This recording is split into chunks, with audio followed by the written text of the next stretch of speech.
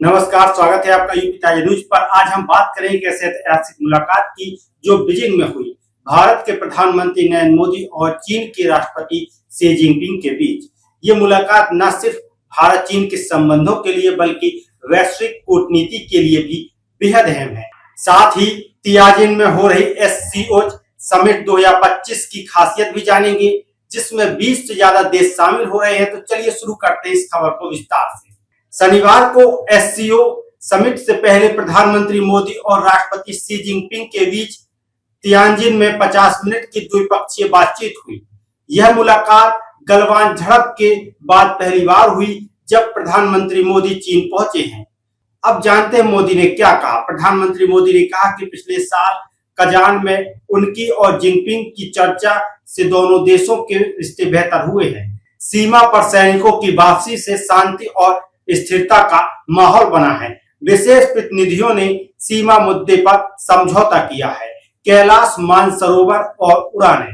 मोदी ने बताया कि कैलाश मानसरोवर यात्रा फिर से शुरू हो गई है और दोनों देशों के बीच सीधी उड़ानें भी शुरू हो रही हैं। चीनी राष्ट्रपति ने कहा, ड्रैगन और हाथी को साथ आना चाहिए। उनका इशारा था भारत और चीन दो प्राचीन सभ्यताएं और देश के सबसे बड़े देशों के रूप में एक दूसरे के सफलता में सहयोगी बन सकते हैं। प्रधानमंत्री मोदी ने कहा, भारत चीन का सहयोग 2.8 अरब लोगों को फायदा पहुंचाएगा और यह मानवता के कल्याण का रास्ता खोलेगा। उन्होंने आपसी विश्वास और सम्मान के आधार पर रिश्तों को आगे बढ़ाने की प्रतिबद्धता जताई है। अब बात करते हैं एससीओ समिट क्या है। संघाई सहयोग संगठन एससीओ एक क्षेत्रीय संगठन है जिसमें चीन, भारत, रूस, पाकिस्तान जैसे देश शामिल हैं। इस बार तियानजिन में होने वाली समिट में 20 से ज्यादा देशों के नेता हिस्सा ले रहे हैं। अब बात करते हैं कि क्यों ये समिट खास है। गलवान झड़प 2020 के बाद यह प्रधानमंत्री मोदी का पहला चीन दौरा है। अमेरिका ने भारत, चीन और एससीओ देशों पर हाई टैरिफ लगाए हैं। इस समिट में ये देश अमेरिकी दबाव के खिलाफ साझा रणनीति बना सकते हैं। भारत इस समिट में आतंकवाद के मुद्दे को उठाएगा। खासकर जून 2025 के पहलगाम हमले का जिक्र न होने पर भारत ने एससीओ के ज्वाइंट स्टेटमेंट पर हस्ताक्षर नहीं किए थे। जिनपिंग इस समिट के जरिए अमेरिका के नेतृत्व वाले ग्लोबल ऑर्डर का विकल्प पेश करना चाहते हैं।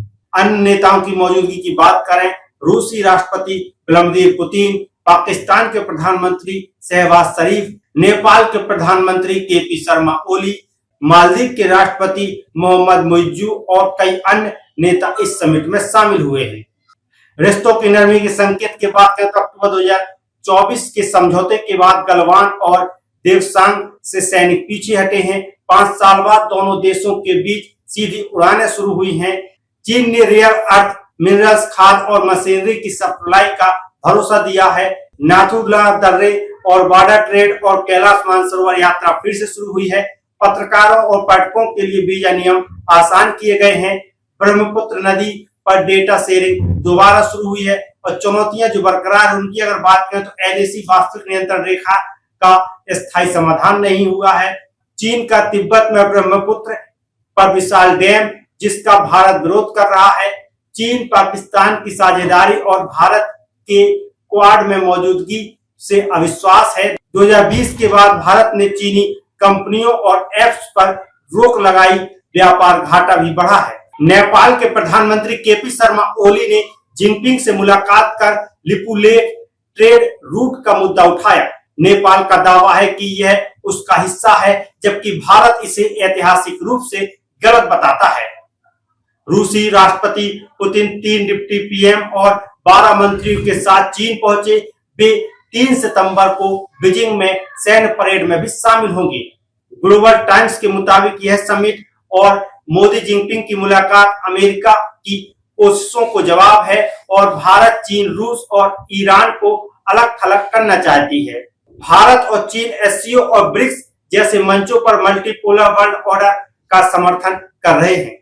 दोनों देशों के सहयोग से न सिर्फ 2.8 अरब लोगों को फायदा होगा बल्कि यह वैश्विक शक्ति संतुलन को भी प्रभावित करेगा। अब भारत के एजेंडे की बात करें, भारत आतंकवाद के खिलाफ मजबूत स्टैंड लेगा, खासकर पाकिस्तान की मौजूदगी में। तो दोस्तों, ये थी मोदी जिनपिंग मुलाकात और एससीओ समिट 2025 की पूरी कहानी। भारत चीन के रिश्तों में ये एक नया अध्याय हो सकता है, लेकिन चुनौती अभी भी बरकरार है। आप इस मुलाकात और समिट के बारे में क्या सोचते हैं, कमेंट करके जरूर बताएं। अगर आपको ये वीडियो पसंद आए, वीडियो को लाइक करें, चैनल सब्सक्राइब करें। मैं संजय सिंह महाना आपसे फिर मिलूंगा एक और नई खबर के साथ।